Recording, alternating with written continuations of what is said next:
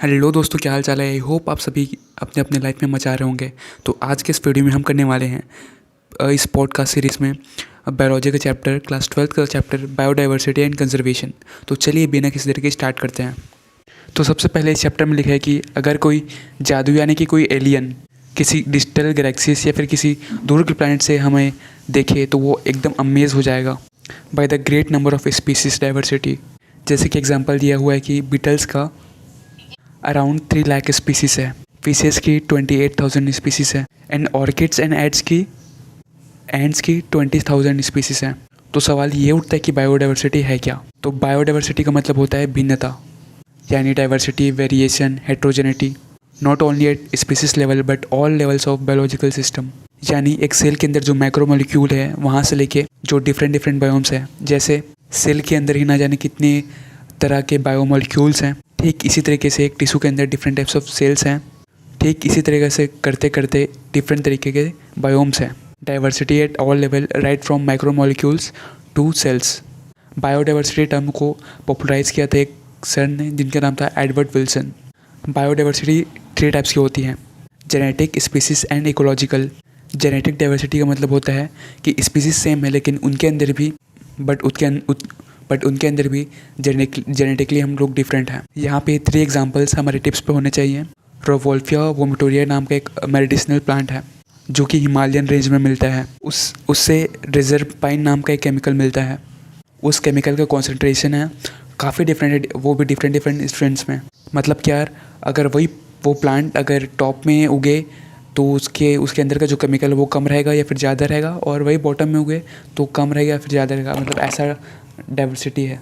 Number 2, India में rice की 50,000 से भी ज़्यादा वैराइटीज़ हैं और मैंगो की 1000 से भी ज़्यादा वैराइटीज़ हैं। ये तीनों ही जेनेटिक बायोडाइवर्सिटी का एग्जांपल है। स्पीसीज डाइवर्सिटी की बात करें तो वेस्टर्न घाट में मोर ज़्यादा एम्फीबियंस है देन ईस्टर्न घाट। और अगर इकोलॉजिकल डाइवर्सिटी की बात करें तो इंडिया के अंदर डिफरेंट इकोसिस्टम्स हैं, जैसे कि डेजर्ट्स है, रेन फॉरेस्ट है, मैनग्रूव्स है, कोरल लीव्स है, वेटलैंड्स है, स्टूरीज है एंड अल्पाइन मीडोज है। In comparison to Scandinavian countries like Norway, जहाँ पे खाली बर्फ़ ही बर्फ़ होती है। तो ये तो हमने बात की कि बायोडाइवर्सिटी कितने तरह के होते हैं। अब हम बात करते हैं कि कितनी बायोडाइवर्सिटी है। ऐसा माना जाता है कि more than 1.5 million plants and animals को डिस्कवर किया गया है।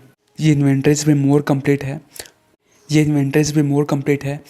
टेम्परेट रीजन में देन ट्रॉपिकल एरियाज। पहले ऐसा मानते थे कि 20 से 50 मिलियन स्पीसीज है, लेकिन रॉबर्ट मे ने फाइनली एस्टिमेट किया है कि 7 मिलियन स्पीसीज़ का। इनमें से एनिमल्स ज़्यादा है इन कंपैरिजन टू प्लांट्स। हम ऐसे याद रख सकते हैं कि एनिमल्स चल सकते हैं, भाग सकते हैं, तो अपने शिकारी से बच सकते हैं, इसलिए वो ज़्यादा होते हैं। 70% एनिमल्स है, प्लांट्स अराउंड 22% है। इन प्लांट्स के अंदर फंजाई को भी इंक्लूड किया गया है। Algae, bryophyte, gymnosperm and angiosperm को भी इंक्लूड किया गया है। एक चीज़ याद रखना यार, यहाँ पे टेरिडोफाइट्स नहीं लिखा हुआ है। इसके बाद अगर हम सिर्फ एनिमल्स की बात करें तो 7 out of 10 animals are only insects. कुछ पाई चार्ट्स दिए हुए हैं। तो इनवर्टिब्रेट्स की बात करें तो इंसेक्ट्स सबसे ज़्यादा हैं, उनसे कम अदर ग्रुप्स है, उनसे कम मोलस्क्स हैं और उससे कम क्रस्टेशियंस हैं। अगर हम वर्टिब्रेट्स की बात करें तो फेसबुक पे राम, यानी कि सबसे ज़्यादा फिशेस हैं, फिर बर्ड्स हैं, फिर रेप्टाइल्स है, फिर एम्फीबियंस है, फिर मैमल्स हैं। अगर हम प्लांट्स की बात करें जिसमें फंजाई वगैरह आते हैं तो उसमें तो सबसे ज़्यादा एंजियोस्पर्म है, फंजी है, देन एल्गी है, then ferns and other groups, then mosses and then finally lichens. इसमें प्रोकैरियोट्स को इंक्लूड नहीं किया, जिसका 3 रीजंस है। तो प्रोकैरियोट्स के लिए conventional taxonomy not applicable. Number 2, कई सारे कल्चरेबल ही नहीं है। एंड नंबर 3, अगर हम मॉलिक्यूलर बेसिस या फिर बायोकेमिकल बेसिस ले भी लें तो इनकी अकेले की स्पीसीज से मिलियंस में हो जाएंगी। अब हम आते हैं इंडिया के बारे में बात करने। इंडिया के पास पूरे दुनिया के वर्ल्ड का 2.4% लैंड एरिया है और बायोडाइवर्सिटी 8.1% है, यानी काफ़ी अच्छी बायोडाइवर्सिटी है। इसलिए हम लोग one of the 12th most mega diversity countries of the world हैं। इंडिया में अभी 45,000 स्पीसीज ऑफ प्लांट्स और नियरली ट्वाइस एनिमल्स हैं, मतलब डिस्कवर हो चुके हैं। हमें पता है कि खाली 22% ऑफ स्पीसीज डिस्कवर हुए हैं, तो हम ये मान सकते हैं कि अभी 1 लाख स्पीसीज प्लांट्स के और 3 लाख स्पीसीज एनिमल्स के डिस्कवर होना बाकी है। अब हम बात करते हैं कि क्या कोई पैटर्न होता है बायोडाइवर्सिटी का, तो जी हाँ होता है। तो इसमें हमें 2 बात करनी है, एक लैटिट्यूड ग्रेडियंट के बारे में और एक स्पीसीज एरिया के बारे में। पहले हम लैटिट्यूड की बात करते हैं। जैसे जैसे हम इक्वेटर से पोल की तरफ जाएंगे बायोडाइवर्सिटी डिक्रीज़ होती है। इसके 2 एग्जांपल्स एनसीईआरटी में लिखे हुए हैं। पहला एग्जांपल एनिमल्स का दिया हुआ है बर्ड्स का, जिसमें कोलंबिया जो नियर इक्वेटर है उसमें 1400 स्पीसीज ऑफ बर्ड्स हैं। इंडिया भी ऑलमोस्ट इक्वेटर में है तो उसमें भी 1200 स्पीसीज ऑफ बर्ड्स हैं। बट न्यूयॉर्क जो 41 डिग्री नॉर्थ है उसमें खाली 105 स्पीसीज हैं। और ग्रीनलैंड जो पोलर एरियाज में आ गया 71 डिग्री नॉर्थ, उसमें 56 स्पीसीज ऑफ बर्ड्स हैं। यानी जैसे जैसे हम इक्वेटर से पोल की तरफ जाएंगे बायोडाइवर्सिटी डिक्रीजेस। इसी तरह एक एग्जांपल प्लांट्स का दिया हुआ है, 2 फॉरेस्ट का एग्जांपल दिया हुआ है, एक ट्रॉपिकल का इक्वेडोर फॉरेस्ट और एक टेम्परेट का mid west forest of USA. यहाँ पर वस्कुलर प्लांट स्पीसीज को कंपेयर किया गया है। जो इक्वेडोर फॉरेस्ट है जो ट्रॉपिकल एरिया में है वहाँ पर 10 टाइम्स मोर प्लांट्स है देन टेम्परेट रीजन फॉरेस्ट। इसके बाद बात की गई है पूरी दुनिया में ऐसा कौन सा फॉरेस्ट है जिसके अंदर सबसे ज़्यादा बायोडाइवर्सिटी है, वो है अपना अमेज़न रेन फॉरेस्ट इन साउथ अमेरिका। यहाँ पर करीब 40,000 स्पीसीज प्लांट्स के हैं, 1.25 लाख स्पीसीज इंसेक्ट्स के हैं, अराउंड 3,000 स्पीसीज फिशेस के हैं, अराउंड 1,300 स्पीसीज बर्ड्स के हैं, 427 स्पीसीज एम्फीबियंस एंड बर्ड्स के हैं एंड अराउंड 378 स्पीसीज रेप्टाइल्स के हैं। डोंट वरी, आपको भी ऐसे ही याद हो जाएगा, बार बार इसे देखते रहिए और एग्जाम से पहले एकदम अच्छे से रिवाइज करके जाना। तो इससे हमें समझ में आता है कि लैटिट्यूड का फ़र्क तो पड़ता है। अब बात आती है कि why tropics have more biodiversity. इसके 3 बहुत सिंपल से रीज़न है। पहला रीज़न ये कि ट्रॉपिक्स पे सनलाइट ज़्यादा पड़ता है, सनलाइट ज़्यादा है तो प्रोडक्टिविटी ज़्यादा होगा, तो ये भी एक इनडायरेक्ट रीज़न है। Number 2, speciation is a function of time, मतलब समय लगता है न्यू स्पीसीज बनने में। टेम्परेट रीजन में फ्रीक्वेंट ग्लेशिएशंस होते रहते हैं, जिस वजह से वहाँ स्पीसीज मतलब वहाँ का इन्वायरमेंट डिस्टर्ब होते रहता है, इसलिए वहाँ ज़्यादा स्पीसीज बन नहीं पाते हैं। और थर्ड, ट्रॉपिकल रीजन में जो टेम्परेचर सेम रहता है तो एनवायरनमेंट भी सेम रहता है, इसलिए यहाँ स्पीसीज ज़्यादा सर्वाइव कर पाती है। तो ये था यार लैटिट्यूड के बारे में। अब हम बात करते हैं इस स्पीसीज का एरिया से क्या रिलेशन है। तो इसके बारे में बताते हैं जर्मन के एक नेचुरलिस्ट एंड जियोग्राफर, जिन भाई साहब का नाम है अलेक्जेंडर वॉन ह्यूमबोल्ट। इन्होंने साउथ अमेरिका के जंगलों में स्टडी की। इन्होंने कहा कि जैसे जैसे एरिया इंक्रीज़ होगा वैसे ही स्पीसीज रिचनेस भी इंक्रीज़ होगा, but only up to a certain limit. और इसलिए इसका जो ग्राफ आता है वो रेक्टेंगुलर हाइपरबोला आता है। और अगर हम इसे लॉग स्केल पे मेज़र करें तो ये स्ट्रेट लाइन आएगी। यहाँ पर log S is equal to log C plus Z log A, जहाँ पर S है स्पीसीज रिचनेस, A है एरिया एक्सप्लोर्ड, C है Y इंटरसेप्ट एंड Z है स्लोप ऑफ द लाइन और या फिर रेगुलेशन कोफिशिएंट। जितना ज़्यादा बायोडाइवर्सिटी होगा जितना ज़्यादा Z का वैल्यू होगा उतना स्टीपर स्लोप होगा और उतनी ही रिच बायोडाइवर्सिटी होगी। स्मॉल एरियाज़ के लिए Z की वैल्यू 0.1 to 0.2 होती है, बट बड़े एरियाज़ के लिए 0.6 से 1.2 होती है। इसका एग्जांपल दिया हुआ है फ्रूट, जैसे फ्रूट ईटिंग बर्ड्स या मैमल्स जो बड़े बड़े लार्ज कॉन्टिनेंट्स में हैं, वहाँ पर Z की वैल्यू 1.15 आती है, साथ में 1.2 के अंदर के रेंज में ही होती है। तो ये हमने बात कर ली बायोडाइवर्सिटी क्या है और कितने हैं और कहाँ इंडिया में कितने हैं, और बायोडाइवर्सिटी के दोनों पैटर्न्स। इतना देखो, फिर हम आगे बढ़ते हैं। स्टूडेंट्स, एक बहुत और कि ये जो डेटा है वो हमें ये जो डेटा है वो IUCN 2004 से मिला हुआ है। अब हम बात करते हैं कि बायोडाइवर्सिटी का इंपॉर्टेंस क्या है टू द इकोसिस्टम, यानी जितनी ज़्यादा बायोडाइवर्सिटी होगी उतनी स्टेबल हमारा इकोसिस्टम होगा। And what do you mean by stable community? तो स्टेबल कम्युनिटी वैसी है जैसे एक स्टेबल लाइफ होती है, यानी कि ईयर टू ईयर वेरिएशन है वो लेस होना चाहिए, रेजिस्टेंस होना चाहिए एलियंस स्पीसीज इन्वेजन के लिए, और ओकेशनल मैन मेड डिस्ट्रक्शंस के लिए भी रेजिलियंस या फिर रेजिस्टेंस होना चाहिए। इस बात को डेविड टिलमन जी ने हमें प्रूव किया था। उन्होंने लॉन्ग टर्म इकोसिस्टम एक्सपेरिमेंट किए थे ऑन आउटडोर प्लांट्स। इस बात को डेविड टिलमन जी ने हमें प्रूव किया था। उन्होंने लॉन्ग टर्म इकोसिस्टम एक्सपेरिमेंट्स करे थे ऑन आउटडोर प्लांट्स, और ये बताया था कि जिन प्लांट्स में हायर बायोडाइवर्सिटी है वहाँ पर हायर बायोमास, हायर प्रोडक्टिविटी है, less year two year variation, और सवाल ये उठता है कि क्या एक दो स्पीसीज कम पड़ जाए तो कोई इशू होगा, कोई मैटर होगा? तो इसका जवाब हमें एक साइंटिस्ट ने दिया, स्टैनफोर्ड के इकोलॉजिस्ट ने दिया, पॉल एयरलिख उनका नाम था। इन्होंने एक एक्सपेरिमेंट किया, इन्होंने एक हाइपोथेसिस दिया जिसका नाम था रिवेट पॉपर हाइपोथेसिस। मतलब कि अगर हम एक प्लेन में बैठे और वहाँ से रिवेट पॉपर्स मतलब स्क्रू निकालना शुरू करें, तो मान लो चेयर्स वगैरह के स्क्रू निकालने से तो प्लेन को कुछ फ़र्क नहीं पड़ेगा, लेकिन अगर हम उसी एरो प्लेन के विंग्स के अगर हम नट बोल्ट निकाल दें तो क्या होगा? ऑब्वियसली क्रैश हो जाएगा। ठीक इसी तरह स्पीसीज़ में भी कुछ की स्पीसीज़ होती हैं जो रिवेट्स ऑन विंग्स के बराबर हैं, जो पूरे इकोसिस्टम फंक्शन को ड्राइव करता है। उनके एक्सटेंशन से मेजर डिफरेंस क्रिएट होगा, अदरवाइज नहीं होगा। तो यहाँ पर हमने बात करी कि बायोडाइवर्सिटी कितना इंपॉर्टेंट है। अब हम बात करते हैं लॉस ऑफ बायोडाइवर्सिटी की।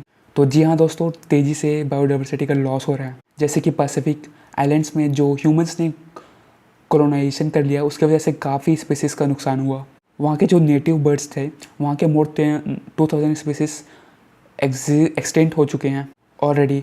IUCN डेटा की अगर हम बात करें तो अभी तक अराउंड 784 स्पीसीज़ एक्सटेंट हुए हैं, जिसमें से 357 स्पीसीज़ ऑफ इनवर्टिब्रेट्स हैं and 338 species of vertebrates and 87 species of plants हैं जो एक्सटेंट हो गए लास्ट 500 ईयर्स में। इनफैक्ट लास्ट 20 ईयर्स में 27 स्पीसीज़ ऑलरेडी एक्सटेंट हो चुकी है। रिसेंट एक्सटिंक्शंस की बात करें तो dodo from Mauritius, quagga from Africa, thylacine from Australia, Steller sea cow from Russia and 3 sub species of tiger जैसे कि बाली, जावन एंड कैस्पियन। ये सारे स्पीसीज एक्सटेंट हो चुके हैं, यानी कि बहुत तेज़ी से एक्सटेंशंस हो रहा है। इनफैक्ट 15,500 स्पीसीज जो कि फेस कर रहे हैं ग्रेट रिस्क ऑफ एक्सटेंशन। इसमें बर्ड्स की 12% रिस्क है, इसमें बर्ड्स का 12% रिस्क है, जिम्नोस्पर्म की 31% रिस्क है, 23% मैमल्स हैं एंड एम्फीबियंस को हाईएस्ट रिस्क है 32% का। अब हम बात करते हैं कि what are the reasons and causes of biodiversity loss. लेकिन उससे पहले अभी तक 5 मास एक्सटेंशंस हुए हैं और जो 6th एक्सटेंशन होगा वो भी होगा हमारी वजह से, मैन मेड। और ह्यूमन के कारण जो एक्सटेंशन हो रही है उसका रेट 100 to 1000 टाइम्स इंक्रीज़ हो गई है then prehistoric man made comparison के मुकाबले। तो अब हम बात करते हैं what are the 4 causes of biodiversity loss. इन्हें हम चंडायर चौकड़ी या फिर द एविल क्वाड्रेट के नाम से भी जानते हैं। इसमें से सबसे इंपॉर्टेंट है हैबिटेट लॉस एंड फ्रेगमेंटेशन, मतलब घर तोड़ देना या फिर टुकड़े टुकड़े कर देना। इसके बाद एलियन स्पीसीज का इन्वेजन, उसके बाद over exploitation and last and not the list जो है को एक्सटेंशन। तो चलिए सबको एक एक करके देखते हैं। So let's talk about the 4 causes. सबसे पहला कॉज है हैबिटेट लॉस एंड फ्रेगमेंटेशन। ये मेजर कॉज है, मोस्ट इंपॉर्टेंट कॉज है। पहले रेन फॉरेस्ट अर्थ पर 14% लैंड सरफेस एरिया कवर किया, but now not more than 6%। Amazon rain forest में जहाँ पे ग्रेटेस्ट बायोडाइवर्सिटी है, जहाँ अमेजोन में सबसे ज़्यादा बायोडाइवर्सिटी है, लेकिन यहाँ पर बहुत तेज़ी से पेड़ की कटाई हो रही है और इसके भी 2 रीजंस हैं। पहला कि सोयाबीन की खेती, number two they are converted to grasslands for raising beef and cattles. यही नहीं, पॉल्यूशन के कारण से भी लैंड एरिया है ना वो डिग्रेड हो सकता है। जब हम बड़े एरियाज को छोटे छोटे टुकड़ों में कर देते हैं तो उसे हम कहते हैं फ्रैगमेंटेशन, जिसके कारण मैमल्स या बर्ड्स जिनको लार्ज टेरिटरी चाहिए रहने के लिए they are affected. And number 2 ऐसे एनिमल्स जिनकी माइग्रेटरी हैबिट्स हैं they are also affect. Second आता है ओवर एक्सप्लॉयटेशन, जब हमारी नीड टर्न्स इनटू ग्रीड। जैसे फॉर एग्जांपल सेकेंड आता है ओवर एक्सप्लॉयटेशन, जब हमारा नीड्स ग्रीड में टर्न हो जाता है। जैसे फॉर एग्जांपल ऐसे बहुत सारे मरीन स्पीसीज है जिनको ओवर एक्सप्लॉयट किया गया है और उस कारण से ट्रेडिंग के लिए वो एक्सटेंट हो चुके हैं। इवन हम लास्ट 500 ईयर्स की बात करें तो Steller sea cow, passenger pigeon, इनको भी ओवर एक्सप्लॉयट किया गया है and they are extent. Number 3 आता है यहाँ पे को एक्सटेंशन, मतलब कि अगर एनिमल्स के बीच में ऑब्लिगेटरी रिलेशनशिप है, मतलब एनिमल्स एक दूसरे के बिना नहीं रह सकते। जैसे कोई होस्ट फेस्ट एक्सटेंट हो गई तो उसके पैरासाइट भी एक्सटेंट हो जाएंगे। और प्लांट पोलिनेटर में भी ऐसे ही होता है, अगर पोलिनेटर एक्सटेंट हो गया तो प्लांट एक्सटेंट हो जाएगा, अगर प्लांट एक्सटेंट हो गया तो पोलिनेटर भी एक्सटेंट हो जाएगा, ऐसा होता है। इसके बाद 4 कॉज है इन एलियन स्पीसीज इन्वेजन। यहाँ पर हमें 5 पॉइंट्स हमें याद रखने हैं। नंबर 1 इकॉर्निया, इसमें हमें 5 पॉइंट्स हमें याद रखने हैं। नंबर 1 वाटर हाइसिंथ, जिसे हम इकॉर्निया बोलते हैं। नंबर 2 लैंडाना, नंबर 3 कैरेट ग्रास या पार्थेनी। ये तीनों प्लांट्स हैं जो एलियन स्पीसीज इन्वेजन के एग्जाम्पल्स। 2 एग्जाम्पल हमें याद रखने हैं एनिमल्स के। पहला अफ्रीकन कैटफिश जिसका नाम है, जिसे बोलते हैं क्लैरियस गैरीपाइनस। ये एक्वाकल्चर किया जा रहा है इसके प्रोडक्ट्स के लिए, और ये हमारे इंडिजीनियस रिवर्स में जो छोटी छोटी स्मॉल फिशेस हैं उनको ख़त्म कर रहा है यार। फिफ्थ हमें याद रखना है ईस्ट अफ्रीका के लेक विक्टोरिया में नाइल पर्क को इंट्रोड्यूस किया गया, जो कि वहाँ के नेचुरली प्रेजेंट फिशेस हैं उनको ये ऑलरेडी ख़त्म, मोर देन 200 स्पीसीज़ को ख़त्म कर चुके हैं। तो ये थी 4 मेन कॉजेज़ ऑफ बायोडाइवर्सिटी। अब सवाल आता है कि हमें बायोडाइवर्सिटी को क्यों कंजर्व करना चाहिए और कैसे कंजर्व करना चाहिए। क्यों करना चाहिए, इनके 3 रीजंस हैं। पहला कि अगर हम थोड़ा नैरो होकर सोचें तो उनसे हमें पैसा मिलता है, प्रोडक्ट्स मिलता है। और हम थोड़ा सोच को थोड़ा बड़ा करके सोचें, मतलब ब्रॉडली यूटिलाइन करके सोचें, तो उनसे हमें सर्विसेज मिलती है। और अगर किसी स्पीसीज से हमें कोई बेनिफिट नहीं भी मिल रहा, ना कोई सर्विस मिल रहा है, ना कोई प्रोडक्ट मिल रहा है, तो भी एथिकल और मोरल ड्यूटी है कि हम उसे नेक्स्ट जनरेशन तक पास ऑन करें। अब हम बात करते हैं एथिकल रीजंस की। अब हम बात करते हैं नैरोली यूटिलियन की डिटेल में। नैरोली यूटिलियन मतलब जहाँ पे हमें डायरेक्ट बेनिफिट मिलता है। यहाँ पे हमें एक ट्रिक याद रखना है, CID-F3। इसमें आ गया हमारा जैसे कि F food, cereals, pulses, vegetables etcetera. Then firewood आ गया, देन फॉदर आ गया। C से कंस्ट्रक्शन मटेरियल आ गया। I से इंडस्ट्रियल प्रोडक्ट्स जैसे perfumes, resins, dye etcetera, dyes और ड्रग्स। जी हाँ, पूरे वर्ल्ड में 25% से ज़्यादा ड्रग्स हैं वो प्लांट से बनते हैं। इसी तरीके से लगातार मॉलिक्यूलर लेवल पे, स्पीसीज लेवल पे या फिर जेनेटिक लेवल पे, मतलब नए नए अच्छे स्पीसीज को खोजने को बायो प्रोस्पेक्टिंग कहते हैं। अब हम आते हैं ब्रॉडली यूटिलियन पे। ब्रॉडली यूटिलियन में आते हैं सर्विसेज जैसे कि पॉलिनेटर्स। पॉलिनेशन होता है बिकॉज ऑफ बायोडाइवर्सिटी, जैसे बीज, बम्बल बीज, birds, bats etcetera. Number 2 very very important, oxygen मिलती है। अमेजन को फॉरेस्ट को लंग्स ऑफ द प्लानट बोल, 20% ऑक्सीजन इसी से मिलती है पूरे वर्ल्ड को। एंड थर्ड, एस्थेटिक प्लेजर जो हमें मिलता है बुलबुल का गाना सुनकर, एक फ्लावर को सूंघकर या थिक फॉरेस्ट फूड से गुजरते हुए। एंड थर्ड, एथिकल रीज़न हो जाएगा। एथिकल मतलब ये हमारी मॉरल ड्यूटी है कि हम इसे नेक्स्ट जनरेशन को पास ऑन करें। अब हम आते हैं हाउ शुड वी कंजर्व।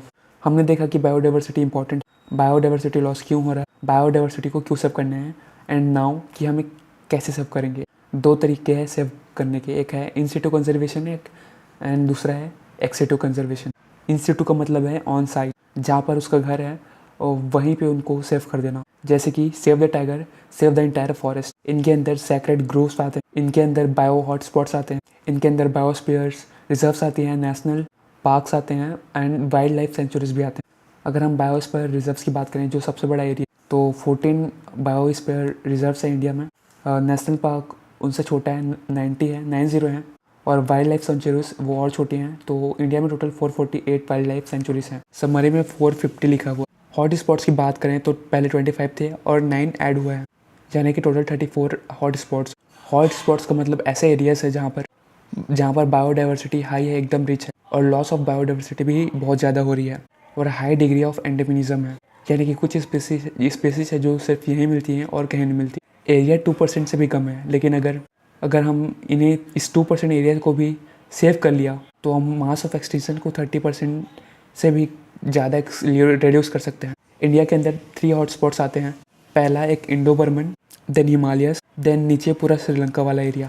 तो ये सारे एरियाज आते हैं इंडिया के 3 हॉट स्पॉट्स में।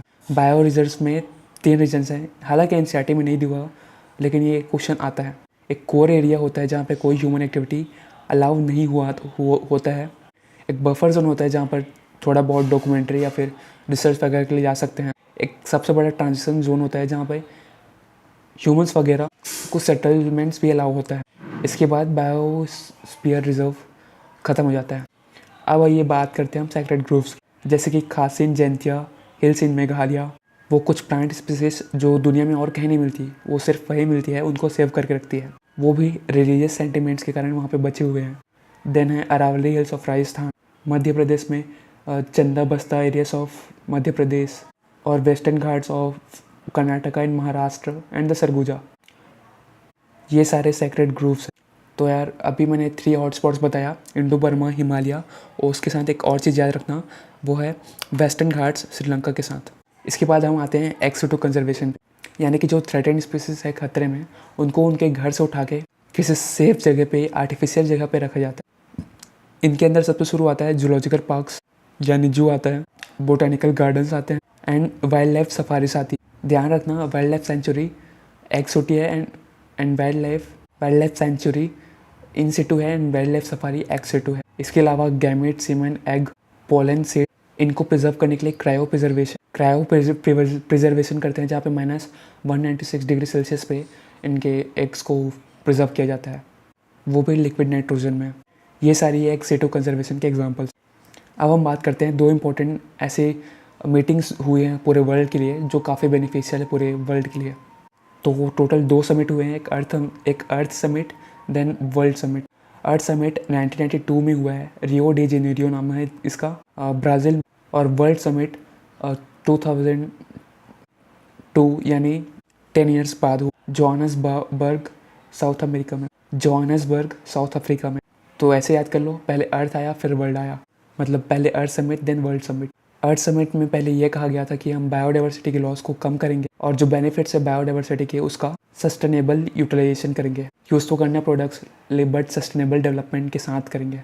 2002 में जो वर्ल्ड समिट हुआ उसमें 190 कंट्रीज़ ने पार्टिसिपेट किया था और प्लेज और कसम खाई थी कि 2010 तक सिग्निफिकेंट रिडक्शन करेंगे बायोडाइवर्सिटी के लॉस में, at local, regional and global level, her level पे बायोडाइवर्सिटी का लॉस कम करेंगे। So this is all about biodiversity and conservation. I hope आपको समझ में आया होगा, और जो भी डेटा है वो आप कहीं पे नोट करके रख लें और याद करें। तो मिलते हैं किसी नेक्स्ट पॉडकास्ट में।